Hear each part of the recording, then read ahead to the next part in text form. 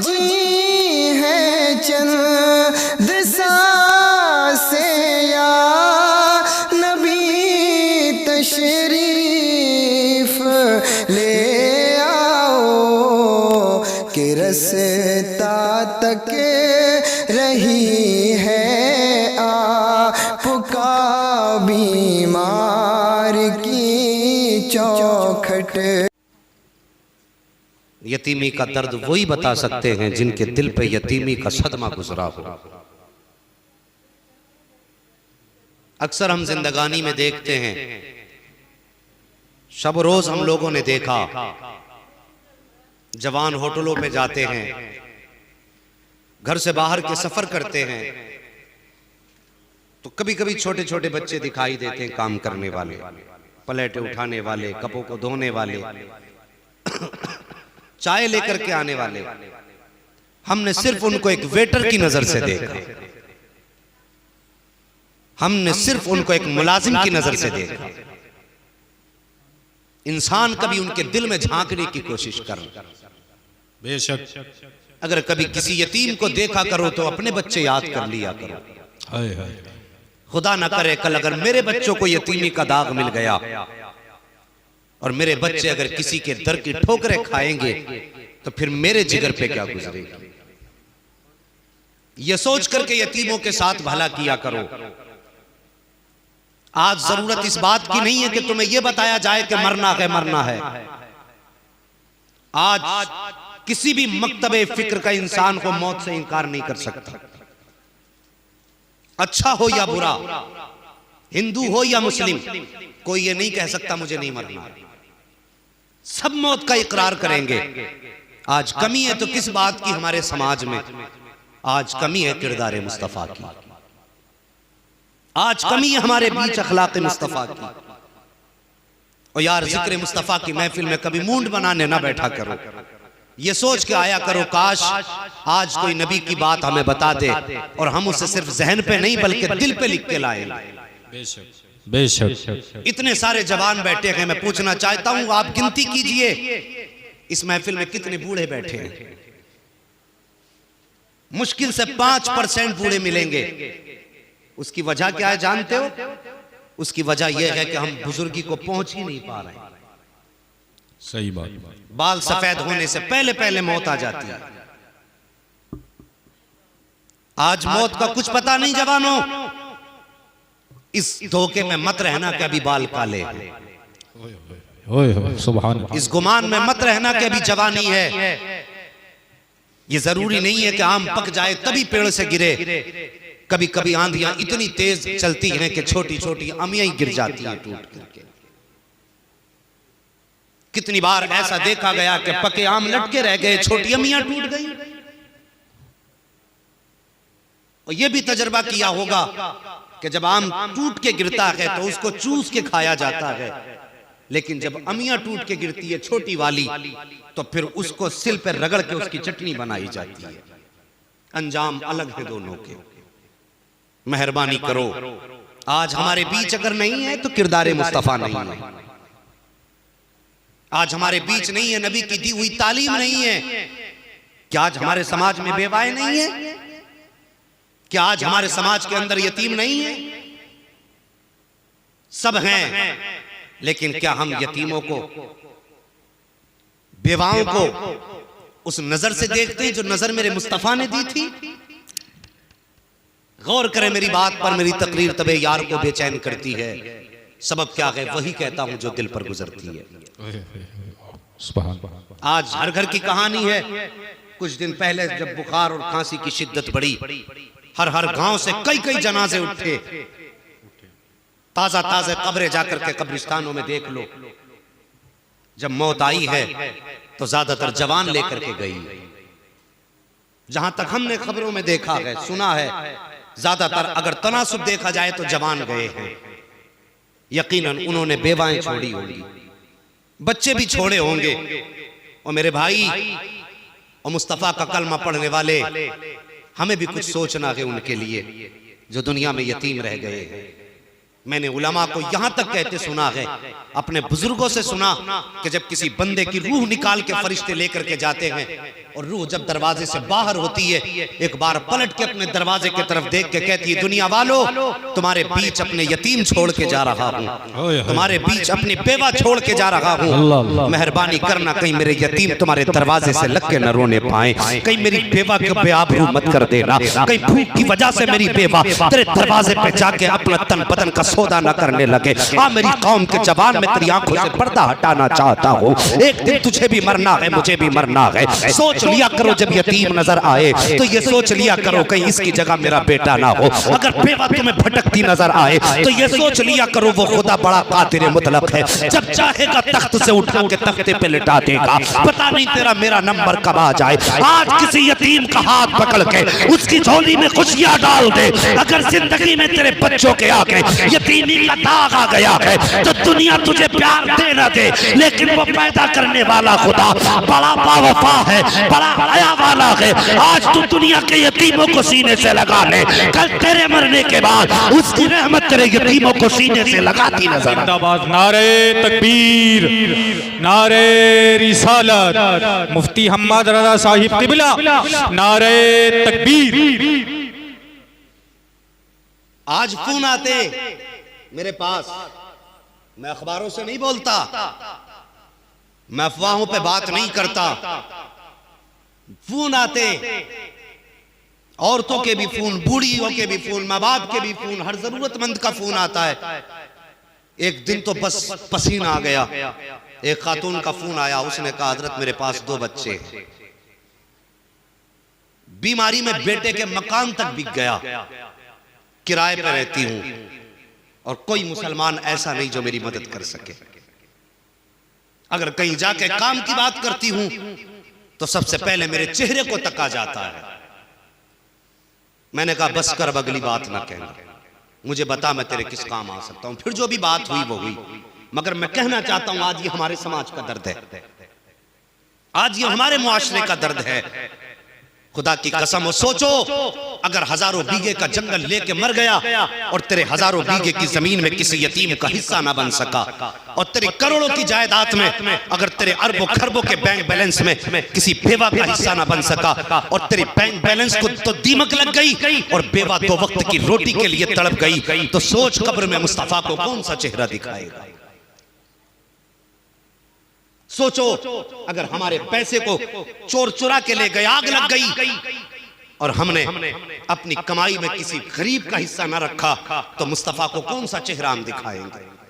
मैं ये नहीं कहता नबी का दामन नहीं छोड़ेंगे या नारे मत लगाओ, लगाओ, इन नारों से हमारी जिंदगी है, मगर खुदा की कसम पहले ऐसे नारा लगाने का मुंह बना लो,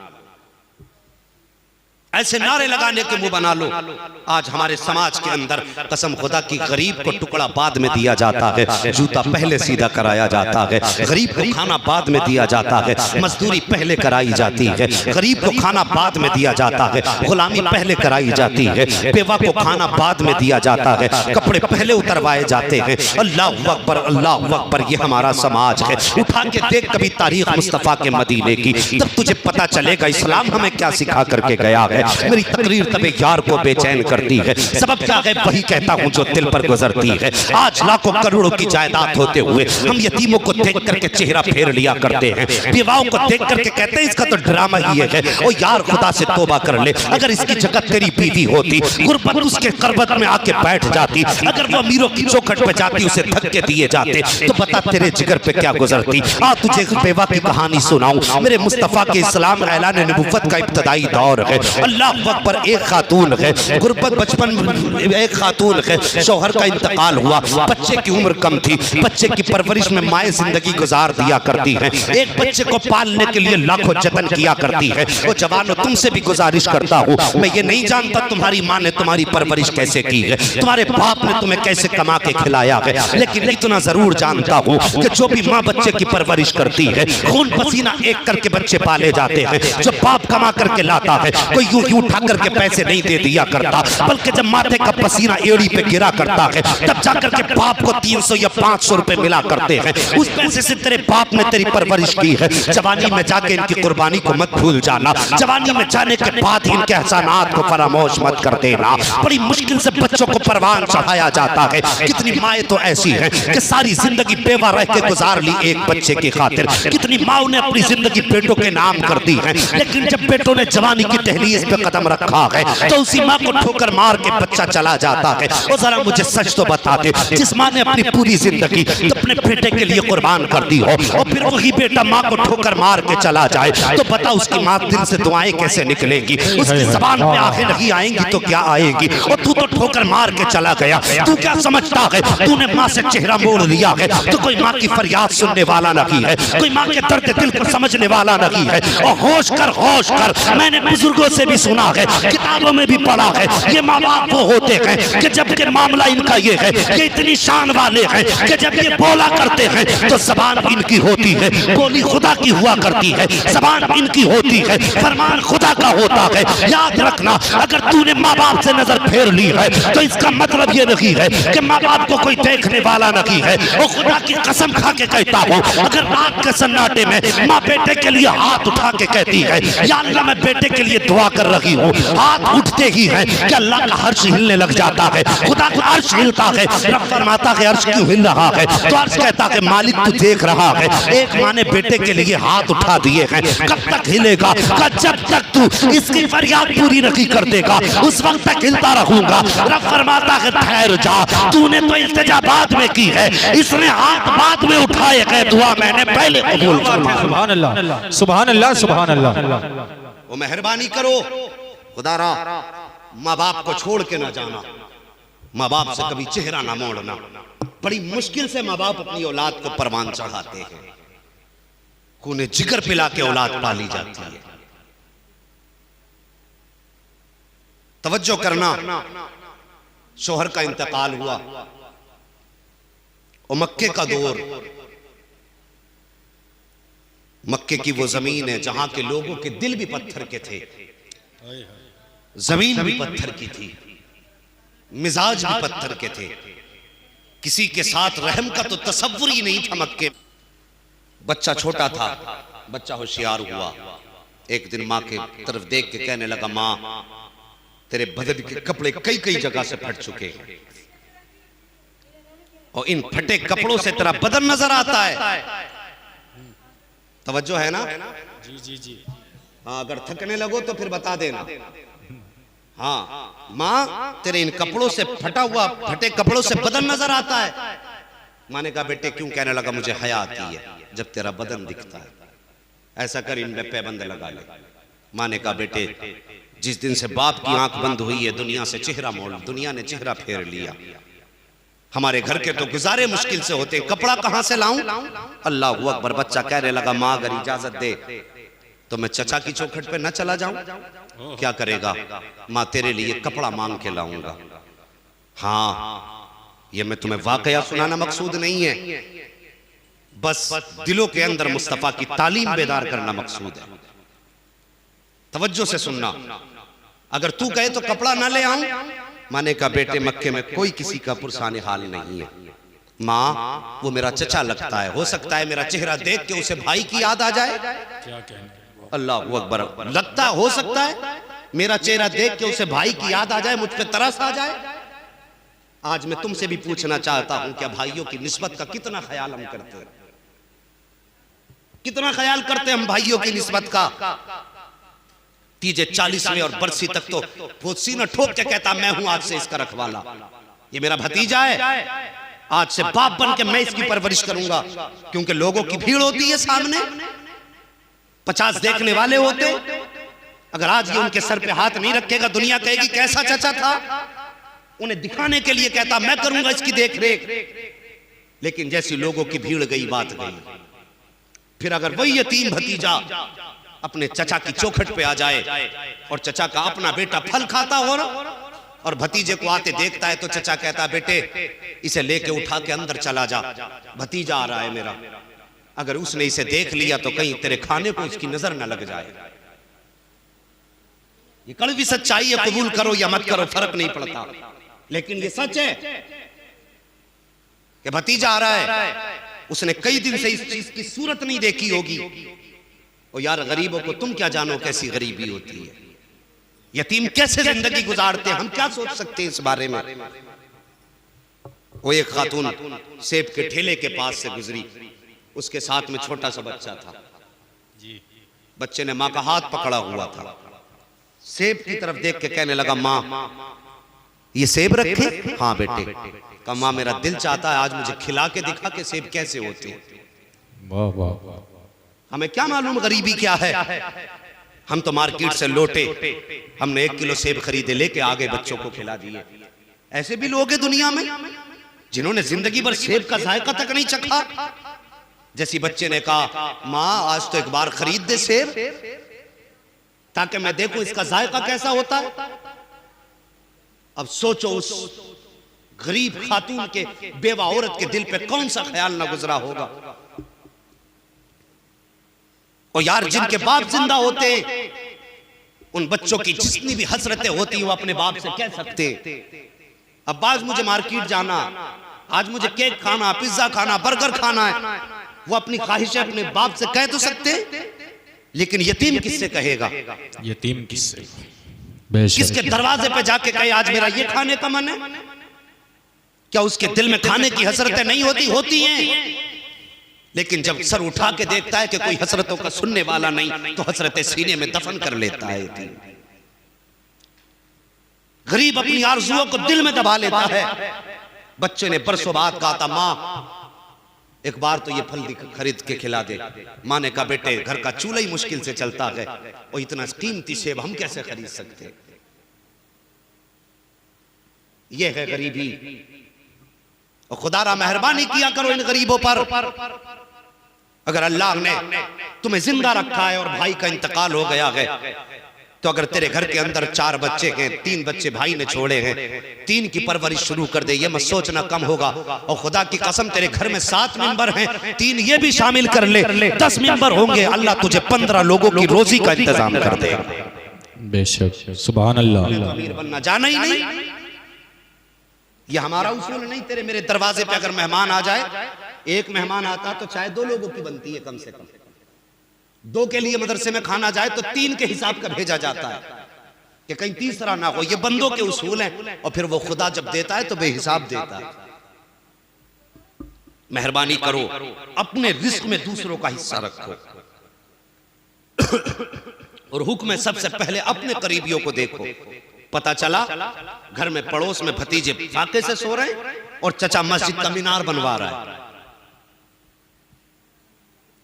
घर के अंदर अपनी भाभियां, अपनी बेटी बेवा बैठी है और बाप 1-1 लाख देकर के मस्जिद में ऐलान लगवा रहा है, मैंने 1 लाख दिए कि याद रखना खुदा ऐसी तेरी खर्च को तेरे मुंह पे मार देगा।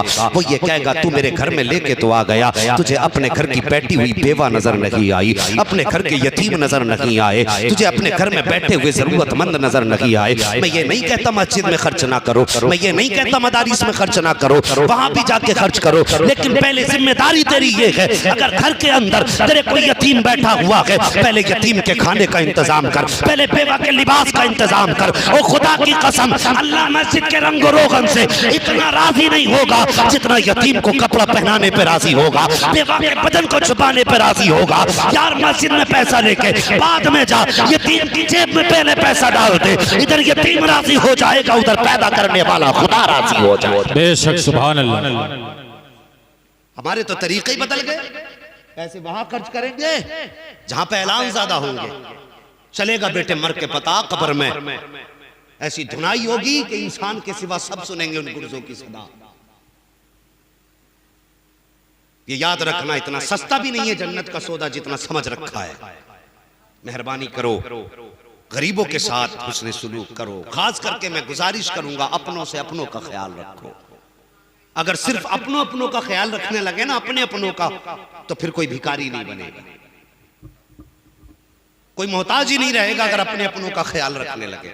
हम ख्याल ही नहीं रखते। अल्लाह अकबर। जबकि भाइयों को भाइयों का ज्यादा ख्याल रखना चाहिए। बच्चे ने कहा था माँ अगर इजाजत दे तो चचा के दरवाजे पे चला जाऊं, तेरी मर्जी हो तो मैं चचा से जाके कपड़ा ले आऊं। माँ ने कहा लख्ते जिगर नूरे नजर, क्या करेगा जा करके, मुझे नहीं लगता कि अब चचा मुझे कोई कपड़ा दे पाएगा। कहने का माँ इजाजत तो दे, एक बार जाने की इजाजत दे दे। माँ ने कहा बेटे नहीं मानता तो जा।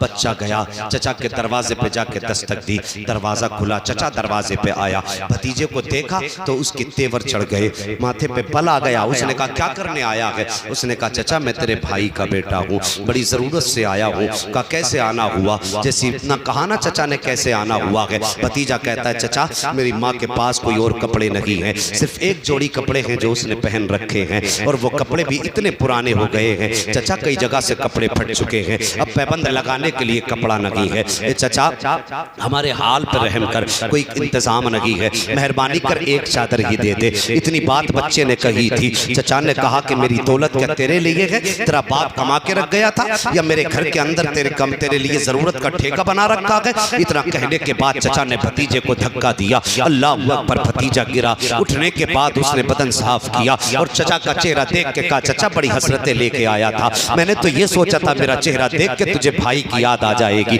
मेरा चेहरा देख करके तुझे अपने गए हुए भाई की मोहब्बत की याद ताजा हो जाएगी, लेकिन आज तूने धक्का दे के बता दिया, तुझे अपनों पे भी रहम नहीं आया। ये कह के बच्चा रोता चला, कहने लगा चचा सच कहा था मेरी माँ ने, बेटे मक्के में कोई किसी का पुरसाने हाल नहीं है। ये कह के बच्चा आंसू पोंछता जा रहा था। रास्ते में मेरे मुस्तफा के सहाबी से मुलाकात हो जाती है। बच्चे को रोता देखा, हाथ पकड़ लिया, कहने लगे बेटे क्या बात है, क्यों रो रहे हो? बच्चे ने कहा था साहिब आप जाइए, ये मेरा दर्द दिल है, मुझको ही सह लेने दीजिए। तब मुस्तफा के सहाबी ने कहा था नहीं बेटे बता तो सही बात क्या है। तब सहाबी ने जब इतनी बात कही, बच्चे ने कहा था क्या मेरे बाप का इंतकाल हो गया है, तुम्हारे घर के अंदर गुर्बत ने डेरे डाल लिए हैं, मेरी माँ के बदन पे जो कपड़े हैं कई जगह से फट गए थे, मैं एक चादर के लिए अपने चचा के दरवाजे पे गया था, लेकिन अफसोस उसने भाई के रिश्ते का ख्याल न किया, अपने भाई के बेटे होने का भी उसने ख्याल न किया, भाई की कराबत का भी ख्याल न किया, उसने धक्का दे के मुझे वापस कर दिया है। इतना मुस्तफा के सहाबी ने सुना, कहा बेटे तो एक दरवाजा मैं बता देता हूँ जिस दरवाजे से आज तक कोई खाली नहीं गया है, एक चौखट मैं बता देता हूँ जिस चौखट से आज तक कोई वापस नहीं पलटा है। बच्चे ने कहा किसकी चौखट है, कौन सा दरवाजा है? तब मुस्तफा के सहाबी ने कहा था बेटे वो चौखट मुस्तफा जाने रहमत की चौखट है, वो सैयदुल अंबिया की चौखट है, नबियों के सुल्तान की चौखट है, का नाम क्या है? तब मुस्तफा के सहाबी ने कहा था कि उस चौखट को रहने वाले का नाम मोहम्मदुर रसूलुल्लाह है। कहाँ मिलेंगे? का हरम शरीफ में मुलाकात हो जाएगी। बच्चा दौड़ा दौड़ा अपने घर की तरफ आया, आने के बाद कभी रो रहा है कभी मुस्कुरा रहा है। माँ ने कहा बेटे रो किस लिए रहा है? तो बच्चे ने कहा था माँ चचा ने धक्का दे के वापस कर दिया इसलिए रो रहा हूँ। कहा मुस्कुरा किस लिए रहा है? कहा माँ एक रास्ता मिल गया है, एक चौखट का पता चल गया है कि जिस चौखट से कोई खाली नहीं जाता है। माँ ने कहा बेटे वो चौखट किसकी है? तब बच्चे ने कहा माँ वो मोहम्मदुर रसूलुल्लाह की चौखट है। जैसी माँ ने इतनी बात सुनी थी, कहा बेटे उसके दरवाजे मत चले जाना, मैंने सुना है जो उसके पास चला जाता है उसी के गीत गाने लग जाता है, जो उससे बात कर लेता है उसी का हो जाया करता है, ए बेटे उसके पास मत चले जाना। जैसी बच्चे ने इतनी बात सुनी है, बच्चा कहता है माँ इजाजत तो दे, रोक क्यों रही हो? माँ ने कहा बेटे मैंने ये सुना है जो उससे बात कर लेता है उसका कलमा पढ़ के मुसलमान हो जाता है। ए बेटे अगर चादर लेने जाएगा तो वो चादर बाद में देगा, सुना है अपना कलमा पहले पढ़ाता है। बच्चे ने कहा था माँ मैं तेरे सर की कसम खा के कहता हूँ एक बार इजाजत दे दे, मैं उसकी चौखट पे जाऊंगा, अगर कलमा पढ़ाएगा तो वापस आ जाऊंगा, बगैर कलमे के चादर देगा तो चादर लेके आ जाऊंगा। अल्लाह अकबर। बच्चा माँ ने इजाजत दी है, बच्चा घर से चला है, आया हरम शरीफ की चौखट पर, मेरे नबी जिक्र इलाही में मसरूफ हैं, उसने आके मेरे नबी को आवाज दी है। हुजूर ने मुड़ के पीछे की तरफ देखा है, जैसी बच्चे के चेहरे की तरफ देखा है, अल्लाह अकबर। फिर क्या था, निगाहे मुस्तफा उठती है, बच्चे के चेहरे पे जाके पड़ जाया करती है। अल्लाह अकबर। आका फरमाते हैं बेटे क्या बात है? बच्चा दूर से कहता है सुनो मुझे तुम्हारा कलमा नहीं पढ़ना है। मेरे नबी ने इतना सुना मुस्कुरा दिए, फरमाने लगे वो तेरी मर्जी है लेकिन बता तो सही किस लिए आया है? बच्चे ने कहा सुनो मैं तुझे तुम्हारा कलमा पढ़ने नहीं आया बल्कि एक जरूरत लेकर के आ गई है। मेरे नबी ने कहा था बेटे जरूरत क्या है? बच्चे ने कहा था सुनो मेरी माँ के पास जो लिबास है वो कई जगह से फट चुका है, मैं अपने चचा के दरवाजे गया था उसने भी धक्का दे दिया, अगर हो सके तो ये जो कांधे पे चादर रखी है ये चादर मुझे दे दो।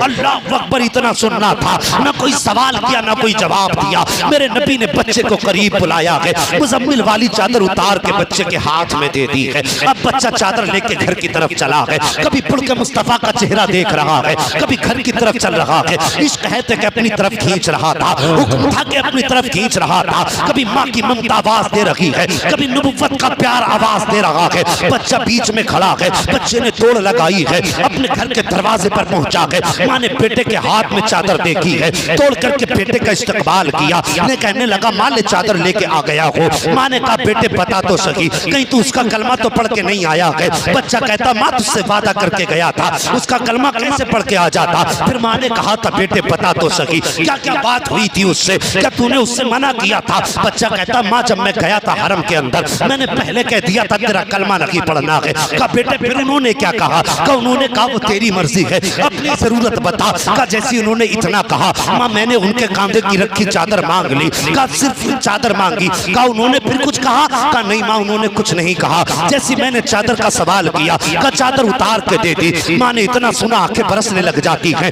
रो के कहती रखते जिक्र नूरे नजर, सिर्फ चादर लेकर के आया है। कहा माँ और क्या लेकर के आता। कहा बेटे सिर्फ चादर क्यों लेके आया है, उस रसूल का दीन लेकर के क्यों नहीं आया है, उसका कलमा लेकर के क्यों नहीं आया है। माँ ने जैसे इतना कहा है, बच्चे ने कहा था माँ तूने मना कर दिया था, इसलिए मैं दीन लेकर के आया, मैं कलमा लेकर के आया। माँ ने कहा बेटे ये चादर बाद में ओढ़ी जाएगी, पहले वहां लेकर के चल जिसने तुझे चादर दी है, उसकी चौखट पे लेकर चल जिसने तुझे कपड़ा दे दिया है। इतना सुनना है बच्चे ने हाथ पकड़ा है, हरम शरीफ की चौखट पे आया है और आने के बाद मेरे नबी को आवाज देता है। हुजूर ने मुड़ के बच्चे की तरफ देखा, क्या देखते हैं तनहा बच्चा नहीं है बल्कि कोई खातून भी आई है, गर्दन झुकाए खड़ी है। मेरे नबी अपनी जगह से उठ के खड़े हो जाते हैं, फरमाते बेटे और क्या चाहिए, अब और कोई जरूरत है। इतना सुना बच्चे के आंसू निकलना शुरू हो जाते हैं। आका करीम करीब आए हैं, बच्चे ने मुस्तफा के कदम पकड़े हैं, औरत ने गर्दन झुकाई है, कहती हुजूर सिर्फ चादर नहीं चाहिए। कहा और क्या चाहिए। कहा हाथ बढ़ाइए, कलमा पढ़ाइए,